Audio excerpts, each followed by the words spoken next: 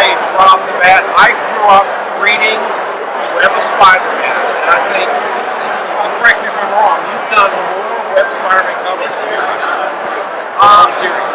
No, you're absolutely right. I started with issue number 35, and I finished my run on issue number 116. So that was a little over 7 years. Wow.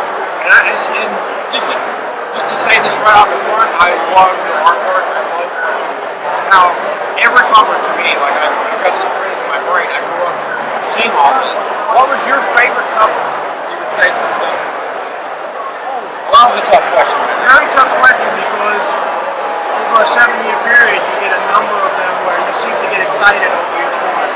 I'd say probably if I look back now, one of my favorites would be Web of Spider-Man number 47 with the Hobgoblin and Spider-Man, and then Web of Spider-Man number 93 with Hobgoblin, Spider-Man, and Moon Knight. And following that would have to be another one with 95 with Venom, Ghost Rider, and Spider-Man. Yes, I enjoyed those quite a bit. Okay, outside of doing the Web of Spider-Man, you talk about maybe some other projects you work in the industry that you enjoy doing. Well, before I got to Marvel Comics, my career started at DC Comics in 1977, and I was thrilled to death that one of my first major assignment was doing Green Lantern number 100. Wow. And so I got to draw Green Lantern, Green Arrow. I did that one for about a year and a half.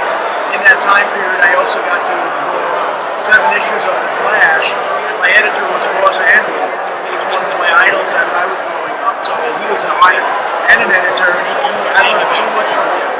Aside from the fact that even before my career started, I went to the School of Visual Arts where I studied with Will Eisner, the legendary creator of the Spirit. Wow. So I learned storytelling from him, from Ross Andrew, and just from, I guess, being aware of comics and what goes into creating a comic book and being a good storyteller. And I think the amazing thing is you know so much about, we'll say, the old school style of comics, because a lot of comics now are done, through computer graphics, computer imaging. It's completely changed. And I don't know if you want to talk about that stuff really quick, but you know a lot about how the original comics were made before everything changed, actually. Well, we were discussing even before the interview about being collectors, where, let's say, for example, we enjoy reading books by holding a book in our hands.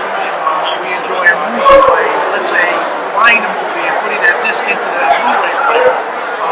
Same thing with artwork. So much artwork is done digitally these days that some artists will actually, let's say, pencil and ink, create a file, and there really will not be any original artwork. They can produce a lithograph, or they can send you a file, and you don't have the physical artwork in your hands. Now, I'm not saying that everybody does that, but for example, the way things have changed, you have artists that will pencil a page, scan that page in Photoshop, adjust the levels, whatever they need to do to send that particular artwork down to an inker who will take that file and he'll print out that particular page in either a light blue or a light gray line and ink that on the board, or in some case, ink it digitally, and then he won't have any artwork basically to sell even or collect. But in general, the pencil will have a pencil page of artwork, not leave the studio. The inker will have the ink page of artwork, which then will be used for publication. So now you've created a whole new situation for collecting, because who is the true creator of the artwork? Is it the pencil designer who has that pencil page, or is the artwork that gets then published, that the ink version, the final version that you see in a newsstand or in a comic book shop, is that more important or worth more than the pencil artwork? In my day, you had the pencil artwork, you had the ink artwork, you had the lettering. Everything was done on one page. So you, collectively speaking, have one piece of artwork which tells a story with lettering. If you buy a cover, or if you own the cover has the logos on it, it's got the copy on it, it's got lettering, pencils, inks, everything is on that cover. It tells a story when you hang it on your wall. If you have a piece of artwork now, for the most part, that you buy or that you collect, it'll have the artist's name on the bottom or his signature, but there's no logo, there's no lettering. The artwork, other than, let's say Will Eisner, our teacher, said that the artwork should tell a story without words. So if you look at that cover, the picture should tell the story. Good afternoon, But folks. you still need The to. last autograph session for Peter Mayhew will be at 1:45. Yeah, good editing. Okay, so what I'm saying is that when you have a collectible piece that tells you the name of the item, like Web of Spider-Man or Amazing Spider-Man, or you have the lettering where you can read it and sort of get excited about it, it's a whole different situation than when you have another different type of collectible with nothing on it whatsoever. Wow. I think myself and everybody watching this just learned a lot about comics and the history of comics. That was amazing information. I gotta ask you this. Who is your favorite superhero to draw? That you truly enjoy drawing? Well, even though Spider-Man has been my bread and butter for almost 30 years, I would have to say I guess my boyhood favorite was Batman. And Mine too. okay. And even though I probably only drawn him in one adventure with Superman, I have to say that Batman would probably still be one of my favorite characters. Maybe like the Neil Adams covers. Yes. Now, in addition to drawing Spider-Man, I also draw the Phantom for a Swedish publisher, and they pretty much simultaneously get published in Australia and New Zealand. Wow. In English, and obviously I get to see those. And the Swedish ones are produced very nicely with nice coloring. But they're in Swedish and I can't read them. But I've already read the script in English. Phantom is a wonderful character to draw. It's got a lot of family values.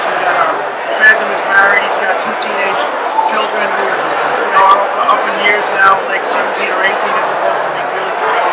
So they sort of age by 3 to 4 years every decade. Okay? I wish we could do that, right? Yeah, that'd be nice, wouldn't it? But at the same time, what I enjoy about the Phantom is, okay, kind of a neat-looking character himself. He rides a horse. He's in the jungle. I don't necessarily have to draw buildings and pull out my ruler. I get to draw all this really neat organic stuff all the time. Animals. If I'm not mistaken, Phantom predates DC and Marvel. Yes. Did the Phantom start in Atlas Comics? No, the Phantom actually was originally published in the newspapers in 1936. We just celebrated this is the 80th birthday of the Phantom this particular year. And so he predated Batman and Superman by 2 years. Wow. I think Batman, Detective Comics 27 came out in, I don't know if it was 38 or 39, but Superman and Batman pretty much came out around the same time, a couple of years after the Phantom. If you ever come to any of the Comic Cons, Mr. Saviuk, Alex here, I've met you at the Boston Comic Con, I think. I don't think you were at Rhode Island last year. Not at the Rhode Island. You need to come out to any Comic Con you see this guy at and check out his prints. He's got amazing prints for sale. Do you have originals here? I've got originals here. I've got some Spider-Man Sunday newspaper strips. I've got some dailies. I've got some interior pages. Those originals are one of a kind. I mean, those are irreplaceable, and he's got some for sale. Also, he's available somewhat. He's not too busy working for commissions. That's correct. And we'll have his information here on the screen. You can email him, contact him to collect commissions. And I'll tell you, you're one of my favorite artists. I grew up on Web Spider-Man. Well, thank you So very when I much. first met you, I had the whole fanboy thing going. I was like, oh my God, it's Alex Saviuk. So I was so excited. It's been a pleasure to meet you and actually become friends with you somewhat. Yes. I'm always around to pester you, so you'll never forget. The bad Jewish guy that comes and aggravates you, right? No, my friends don't pester me, and I welcome the fact that they come by and we can have conversations. And this guy is amazing because we can learn so much about comics. Just stop by his table, ask him a question like I just did. We learned so much. This guy's a living legend. It was a pleasure. Thank you, Brian. Thank you very much. What can we say, Mr. Alex Saviuk? Thank you.